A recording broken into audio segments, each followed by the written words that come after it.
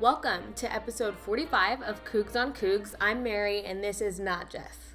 Not Jess. This is our stand-in co-host, my husband Jordan, who's usually behind the camera, but once in a while we let him come in front of it. So Jess is in Boise for Thanksgiving. We'll hear from her a little later in the show, but as always, we are going to start with the quote of the week. This one was inspired by Yoli Child. So after the Coppin State game, they were talking to Yoli and stats came up, and Yoli just made this really strong comment that the basketball team doesn't care about stats. They just want to win. So it brought this quote to our minds. Good teams become great ones when the members trust each other enough to surrender the me for the we. And that's from Phil Jackson. All right, so we're going to get started with coaching from the couch. The first one for football is going to be from Jess and her brother Garrett, who is at G Schroth on Twitter. They're going to review the UMass game and tell us what went wrong and what went right. So we'll start with that. Okay, so I am here for coaching from the couch with my brother. This is Garrett. His Twitter is at G Schroth. So don't. That's correct. Yeah, I won't spell it for you. We'll put it up so you can see it. So give him a follow. We're here in Boise, week of Thanksgiving. He's visiting from Dallas, Texas. And we watched the UMass game on Saturday, the football game. So we're going to do some coaching from the couch. So Coach Schroth, let's start with what you thought went wrong in that game. So what I thought went wrong was mostly in the first half, and it's that we didn't get a whole lot of pressure on the quarterback. And so, just the whole defense was lacking, but I think that was the glaring issue. We did a lot of three-man rush, and we corrected that in the second half, and it really changed the outcome of the game. Like, we didn't force any turnovers in the first half, but the second half, we had a bunch. Yeah, I think it was kind of surprising to a lot of fans, especially being there, that the first half was so close, I guess. I mean, they scored first, and they had their 9 points that they scored in the first half, and that was it for them, but at halftime, it was only 14-9. Thought we would have done a lot better at that point. So for me, the thing that went wrong, there was a turnover in the first half, kind of a fluke that was on the Taysom pass that just got picked off. I mean, it was a fumble, so they picked it up and ran it back a little bit. And then just the slow start. I mean, even being in the stadium, it was really quiet. There wasn't a lot of intensity, so it was not a good start. Yeah, it just felt like a dead game, because there's a lot of talk about from the previous game, we're going to a bowl, and everyone was excited about that. So I don't know if it was kind of a letdown and whatnot, but they might have been overlooking UMass a little bit. But if you look at their schedule, they played a lot of teams really tough, like Mississippi State, who gave us a run for the money. We barely came out of that game, and then also South Carolina, they went toe-to-toe with them. So that's right. Okay, so what about what went right? What did you like about that game? What I liked was mostly in the second half, and it was KJ Hall for me. Seeing him get more touches and running in the open field, especially his touchdown. Actually, in the first half, he made a great cut to get back inside to score that touchdown. He's got that good vision and that burst of speed. So I'm excited to see more of him and how he can be utilized. Because he's not really the biggest guy, but he's got all the tools and the vision and stuff like that. Yeah, and the instincts. I mean, watching him is really fun because he can get through and squeeze through places you wouldn't see maybe Jamal or even Harvey, who played running back that game, get through. So he brings definitely something different to that running back group that we don't have right now. Yeah, I've got one more too. I'd say that the special teams in the second half too. Maybe that's what you're going to say, but no, that's great. Forcing a couple of turnovers on kickoffs and then blocking the punt, those turnovers really changed the game. Yeah, they did. I mean, there was that, the blocked punt, the one on Johnny Linehan that gave us 5 yards on a fourth down that we were able to convert there. His flop. Yeah, his flop. And then the recover on the kickoff, right? Yeah. So good plays there. And then also, even just Red Almond nailing all of his field goals. That's something we take for granted too. For me, I thought the defense in the second half was so much better. In the first half, it was just kind of lacking, and there wasn't a lot of fire or anything, but the second half really turned it on. You had that interception from Francis Bernard that he ran back for a touchdown. Another interception from Isaiah Armstrong. And then just good stuff. A lot, like you mentioned, the first half, no pressure on the quarterback. There was a lot more in the second half. Lots. We did a lot of more 5-man looks, a lot of different blitzes, and that, that did it. Yeah, definitely. So it was a lot more fun to watch that second half. UMass didn't score at all in the second half, so the final was 51-9. So that was fun. Yeah. And then it was always great to see Tanner Mangum come in the fourth quarter. And my favorite thing of the game that happened was Garrett Juergens' touchdown. Yeah. I've been waiting for him to get one. He's had some looks, passes from Tanner earlier, but none of them have turned into touchdowns until now. So I thought that was great for that senior to get a touchdown pass. And that was his only reception of the game. Yeah. One reception, one touchdown. I think receivers like that sometimes. Yeah, I think so. Real quick, I want to get your thoughts on basketball this season. I think number one, we'd be doing better, and I think Dostrup would get more playing time if he changed his hairstyle up a little bit. I think it's a little lacking, but... We learned from the last couple seasons with Kyle Collinsworth that it is all about the hair. Yeah, the hair karma is kind of bad for him right now, but I think he'll pick it up. Maybe he'll change it. It'll grow or something, so... We'll see. But that's the only comment I have about basketball. All right, love it. Okay, well, we will send it back to you, Mary and Jordan. We want to thank Jess and Garrett for that. That was great. Great feedback. And we're going to go over to basketball couch coaching. So Garrett and Robbie and Ryan weren't able to get coaching from the couch done, so you get to hear from us again about the basketball game, which we watched. Really enjoyed that YouTube commentary, right? That was a unique way to watch a game. So we'll let never done that before. We'll go Coach Jordan, since we're both Coach Blanchard. That's confusing. Coach Jordan, let's start with what went wrong.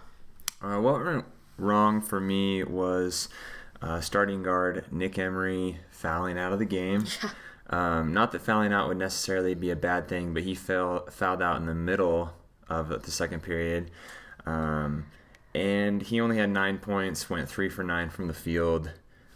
Not his best night. For me, speaking of not shooting very well, the team went 3 for 13 from 3-point. Yikes. Which is 23%. And I know that's at least the second time this season where we've shot 25% or less from 3-point, which is basically unheard of for BYU. Again, on the bright side, this is a game that we're still winning. We're still winning. But just imagine what we'll be doing when the guards find their 3-point shot. Let's move on to what went right, Coach Jordan. I really like to see Kyle Davis kind of came alive. Yeah, he had a great game. That was cool. He led all scorers with 22 total points, and he was 2 for 3 from the line, charity stripes. So that's a great night for him. Huge. It's what you expect of your senior captain, and I'm glad that he had that type of night. Yeah, and hopefully it's the first of many like that. Also, Eric Mika had 20 points, and he was 6 for 7 free throws. When the bigs are leading the game, that's cool. And Jamal Aites was perfect from the field, too. He was 4 for 4 from the field. That inside-out game is something that we've been waiting a long time to see, and it sure is beautiful. My thing that went right, I feel like I'm saying LJ Rose every week, and you know what? I'll say it every week for the rest of the season if he keeps having these games, but he had 12 rebounds, and Davin Gwynn had 5. So even though the guards weren't going crazy, shooting the lights out, they're finding ways to contribute, which when your bigs are scoring you points down low and getting those high percentage shots, just any way you can contribute is good, and 12 rebounds is a nice contribution. I'll take that any week. Yeah, LJ is a facilitator, and then he proved he's a rebounder tonight, and that's awesome. Well, that's what we've got. On to the championship Wednesday. This past weekend before the UMass game, actually, we were able to talk with Suzanne and Ken Foley, who are the parents of our sophomore long snapper, Matt Foley, who we've just loved having at BYU. He's a really, really great long snapper, and we had a really good conversation with them. Learned a lot of things about Matt. What stood out to you from that interview? For me, just how genuine the Foleys are. Yeah. They are awesome. And so you can see that the type of people that they are and how that translates to Matt and stuff like that. And there was a quote that Ken forgot to share during the interview that we wanted to share now. They say, you can't have a game-winning field goals without game-winning snaps. Game-winning snap. And Gotta have it. Sure have had some game-winning field goals this year. So don't forget to thank Matt whenever we have those. So here's that interview. We're here at the tailgating lot for another on-location interview. This time we're with the Foleys, Suzanne and Ken. Welcome to Cougs on Cougs. Nice to be here. So Twitter handles, we've got Suze M. Fole, we'll put that up for you, and Ken's is foleyken. So they are our long snapper's parents, Matt Foley. He is the sophomore long snapper, number 64. There you go. So we're going to have this on as a perfect fan segment, and we're just going to get to know some more about Matt.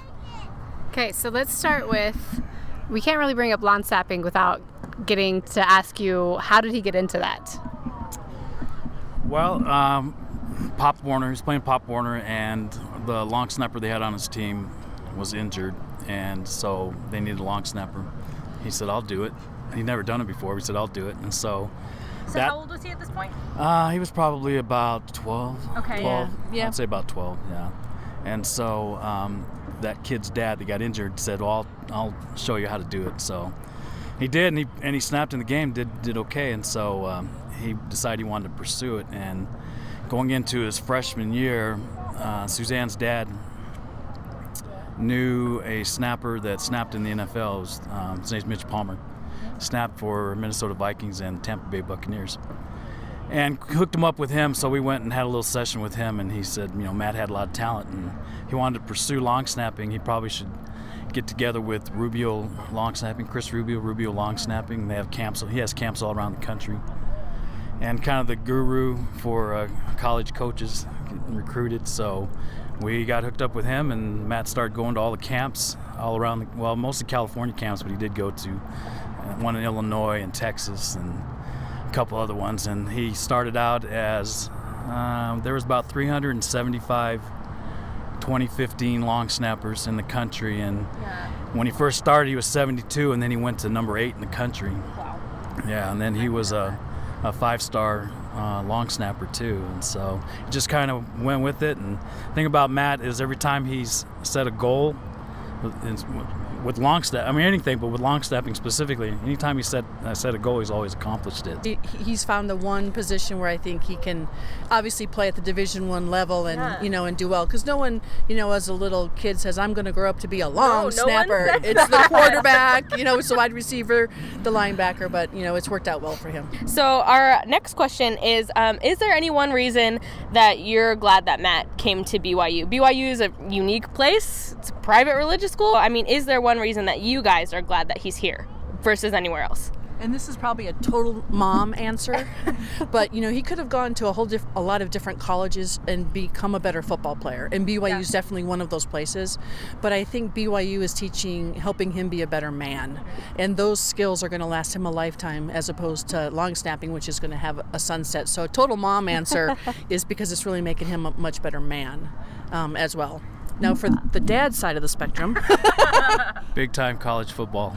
I love the atmosphere here too, and that was one of the things that attracted Matt when he came here on his recruiting trip. Yeah, that just the atmosphere, the fans, the coaches, and so it was a seller. That's always good to hear as fans. And the honor code, as a parent, the honor code's great too. So. Okay, all right. And we enjoy it because of people like you guys and the studio audience. It gives us a chance to to meet a whole bunch of really nice people. So we want to know, with Matt, do you have a funny story about him? Something that we maybe haven't heard or haven't seen him do, maybe from embarrassing or not embarrassing. I know Ken has a story, but if you are ever bored and there's music playing in the stadium, look for Matt on the sidelines. Oh, yeah? And watch his version of dancing. He is not shy when it comes to that, or on the field before the game. Yeah, I would say if you need a little laugh, Watch him. Okay. Love you, Matt, but I would say as a little kid, when he was playing baseball. I don't remember how old he was, maybe seven, 8 years old. He always wanted to play catcher.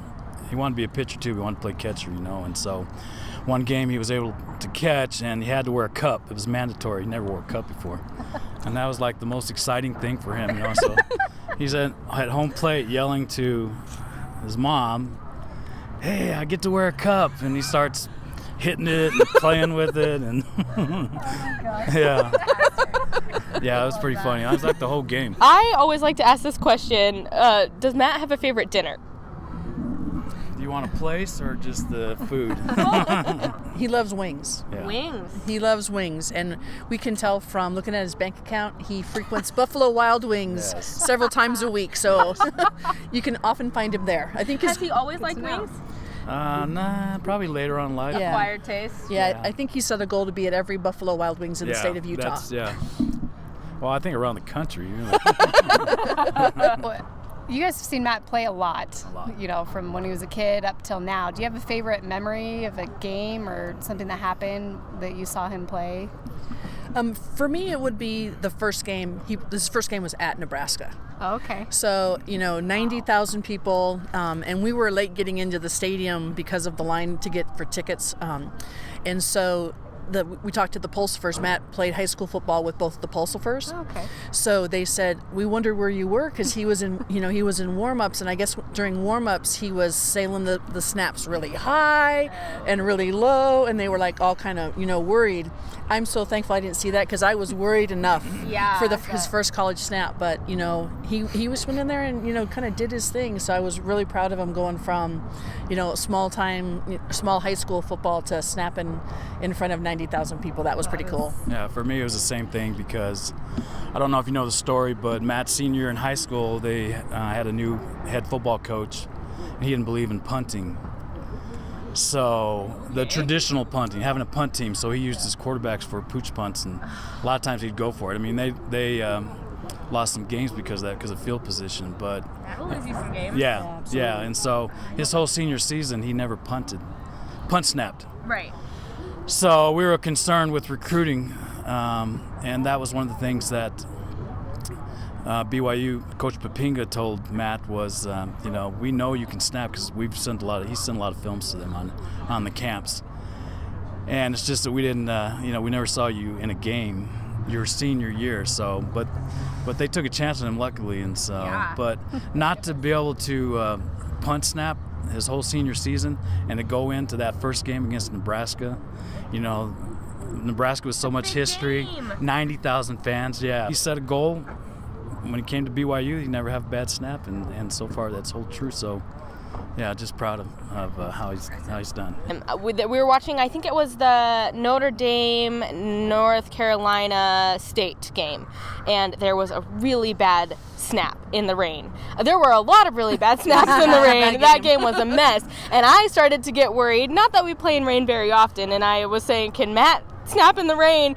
And Matt's great on Twitter. He'll follow you back. He'll tweet you back. You got to follow him. It's at @the_long snapper. We'll put that up for you. But he tweeted me back a video of him snapping in the rain flawlessly. Yeah. So he really, truly has perfected his craft. I think this is our last question, and we'll let you both answer it. If you had to describe Matt using only 3 words, what would it be? The 3 words that I would describe for Matt are determined. Okay. He sets a goal, and he's going to achieve that goal. He's confident. If you've been around Matt, he's confident. And I would say kind. He loves going to the schools and talking to the schools, senior living communities. He wants to be a police officer, so he's volunteered to go to the prisons and the juvenile correction facilities and talk to the kids. So that's probably the one side of Matt that maybe people don't get a chance to see, but he's very kind. Kind. I like it. Well, outside of those 3, because I was going to say the same thing, but I'll just say he loves to talk.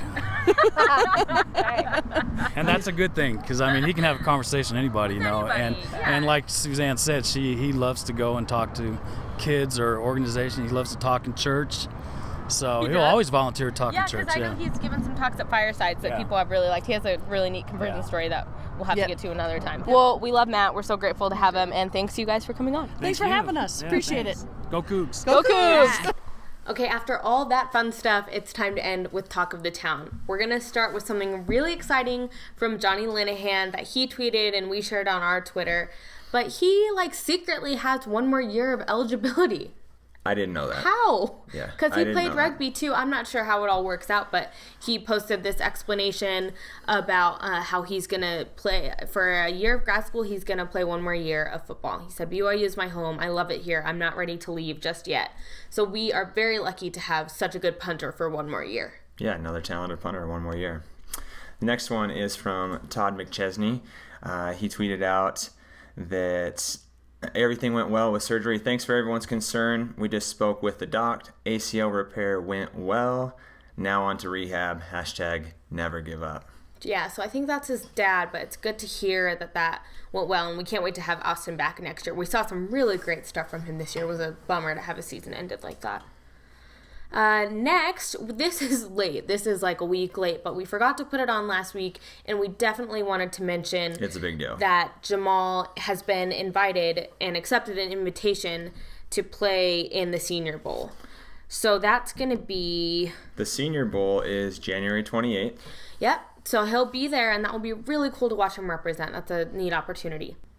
The next one from Cassidy Alongi, 5 years plus 50 pounds later, and he still got it. I didn't realize that he had gained 50 pounds and stuff like that. I didn't know it was that I mean, much I knew that either. he'd gotten bigger and stronger and stuff like that. And yet we still say he's not big enough, so that's crazy. True. D-line wise, yeah, we question sometimes. So fullback's a really great spot for him. I mean, yeah, he's pretty big, but it worked to get through, to get some extra yardage. That's cute. His wife has a Mrs. Longy jersey, and it was fun to see him play running back. I mean, speaking of Jamal, who we were just talking about in the Senior Bowl, to still see number 21 come in and get some touchdowns, right? Yeah, that was cool. Next, speaking of Jamal, again, he and Squally did practice on Monday. So it's good to hear that those two are back at practice, and we do hope to see them this week. It's been too long without both of them. We need ya. We've made do, but it'd be nice to have them back. Oh, this one might be my favorite of the day. Tanner Mangum tweeted out that the snow is falling, and it can only mean one thing, and that's listening to Justin Bieber under the mistletoe. Christmas music. Mary and I don't necessarily like Christmas music before Thanksgiving. #save Thanksgiving. But if you're going to listen to Christmas music, this is a pretty great album. We are both Justin Bieber fans, so it's I'm a nice believer. to know we're in good company there. Also, coming from football, Jess's husband, Jonathan, and her mother ran into this little boy. We'll put up the picture of him, and he was wearing a red shirt, and he had a printer paper taped to his shirt that said, "I wear red, but I bleed blue." Like one of those prison inmate signs that they hold up. But I'm not sure if he just didn't have a BYU shirt or if he was trying to make a statement. I don't know. We don't know the circumstances, but regardless. Yeah, Jonathan and Jess's mom, Angela, were able to buy that little boy a shirt, so he's holding it got up in hooked that up. picture, and he looks pretty dang excited. So just a funny, cute little story we wanted to share there. Moving on to basketball. Eric Mika was named WCC Player of the Week. Rightly so. Congratulations, Eric. I feel like this is going to happen maybe a few more times. Probably I don't won't know. be the only week. He looks amazing, so we hope that keeps up. Yeah. The last thing we wanted to talk about. So Jess and I were just talking last week, and we realized that we did not know what TJ stands for. I mean, we've been excited about TJ for years, and everyone's been talking about him, all the hype, the Lone Peak 3, but we never knew. So we reached out to Pat, Uncle Pat, shout out, how's P? And he told us that his name is Tyson J. So we ran a poll on Twitter, and the options we gave were Ty Jimmer, Tyson J, Thomas Jordan, or his actual name is TJ. And most people actually thought his name was TJ. There was more than 100 votes in the poll. Only 19% thought that it was Tyson J, but that's what it is. So Marty Hawes also tweeted us back about that, and what did he say? Marty said that he loved the trivia, and TJ is a fourth generation J. There's great Grandpa J, Grandpa Ralph J, and Martin J. So his dad. And we also learned, fun fact from Tasha Sabi, that Tyler Hawes' his middle name is Tyler. His first name is Martin. So there you go. The more you know, right? So that's all we have for this week. As for what's next, we have another packed week coming up. So the next basketball game after the one Monday is going to be on Wednesday. And it's going to be versus Alabama or Valparaiso, and the time and TV dates are going to be announced. So we'll tweet that and we'll let you know more details there. And then we play versus UVU. They're calling this now what is it? Some sort of collision, crosstown collision. That's going to be on Saturday at 4 p.m. Mountain Time at the Marriott Center, or streaming on the W.TV. If you go to WCCSports.com, you can watch it there. Mm-hmm. We recommend going to the Marriott Center, but we know not That's everyone the place can. to be. So wear white to that. Football, obviously Saturday, BYU's playing Utah State. That'll be a later game, 8:15 p.m. At LES. Check it out on ESPNU if you can't make it to the stadium. Don't be a wimp about the cold. If you're here, go. You better go. And that one is a blackout. So everybody better show up wearing all that black snow gear or whatever you got. We recommend bringing black overcoats. As for our sponsors this week, our first sponsor is Buffalo Wild Wings. We recommend that you eat some of those in Matt Foley's honor this week. Will do. And 1620. 1620 is the year the Mayflower landed in America. And, well, happy Thanksgiving. Yes, happy Thanksgiving to everyone in Cougar Nation. May you always stay loyal to the white and blue. For Jordan and Jess and everyone else who's on the show today, I'm Mary. We'll see you next week.